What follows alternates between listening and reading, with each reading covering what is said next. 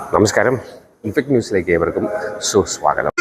സൂചന കുറിച്ചുകൊണ്ടാണ് ഇന്നത്തെ പ്രവാദം പൊട്ടിമുളച്ചതെന്നുള്ളത് ഇവിടുത്തെ CPM-കാരെയും RSS-കാരെയും ഞങ്ങൾ ഓർമ്മപ്പെടുത്തുവാൻ വേണ്ടി ഈ സമയം വിനിയോഗിക്കുകയാണ്. കാരണം നമുക്കറിയാം,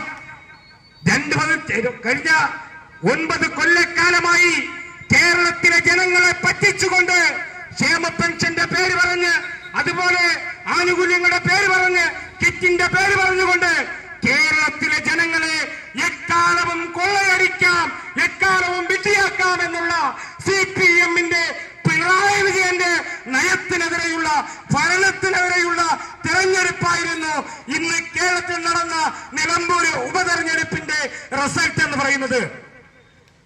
കേരളത്തിൽ നമുക്കറിയാം, കിറ്റ് കൊടുത്തുകൊണ്ട് അധികാരത്തിൽ വന്നു.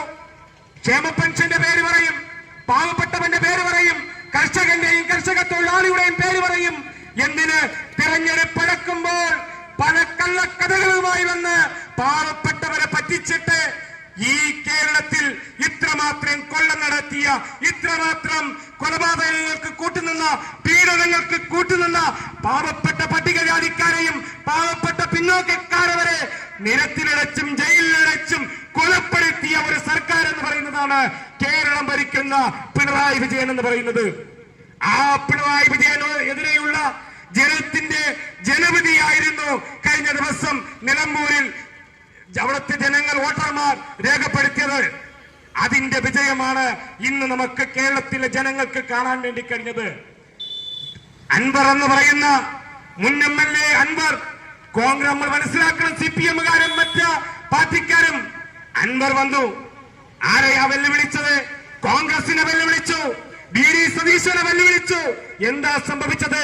കേരളത്തിന്റെ പ്രതിപക്ഷ നേതാവ്, നമ്മുടെ പ്രിയങ്കരനായ പ്രതിപക്ഷ നേതാവ് പറഞ്ഞു, അൻവർ നിന്റെ പണി നോക്ക്, ഇത് കോൺഗ്രസ് ആണ്, ഇത് UDF ആണ്, ഇവിടെ കോൺഗ്രസിന്റെ സ്ഥാനാർത്ഥിയെ വിജയിപ്പിക്കുവാൻ UDF-ന് അറിയാമെന്ന് പറഞ്ഞു.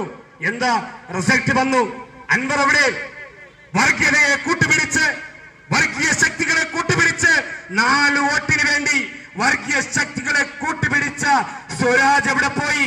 CPM-കാർ പറഞ്ഞു, ഓ സ്വരാജ് വന്നു, ഇനി കേരളത്തിൽ മറ്റൊന്നുമില്ല, ഇപ്പോ നിലമ്പൂർ ഇളകും, നിലമ്പൂരിൽ നിന്ന് എല്ലാം കൊണ്ടുപോകാമെന്ന് പറഞ്ഞു. ഞാൻ ചോദിക്കട്ടെ, ഇന്ന് രാവിലെ മുതൽ വാർത്ത കേട്ട ഇവിടെയുള്ള ആളുകളൊന്ന് ചിന്തിച്ചു നോക്കൂ. ഏതെങ്കിലും ഒരു ഘട്ടത്തിൽ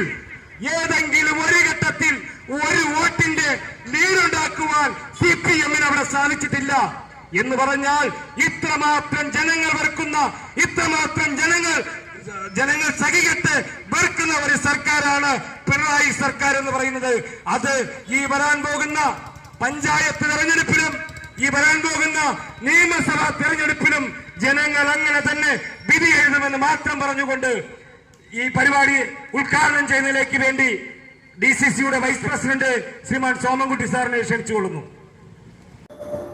വാർത്തകളും വിശേഷങ്ങളും ഇവിടെ അവസാനിക്കുന്നില്ല. കൂടുതൽ വാർത്തകളും വിശേഷങ്ങളുമായി വീണ്ടും കണ്ടുമുട്ടുന്നതുവരെ ഏവർക്കും നന്ദി, നമസ്കാരം.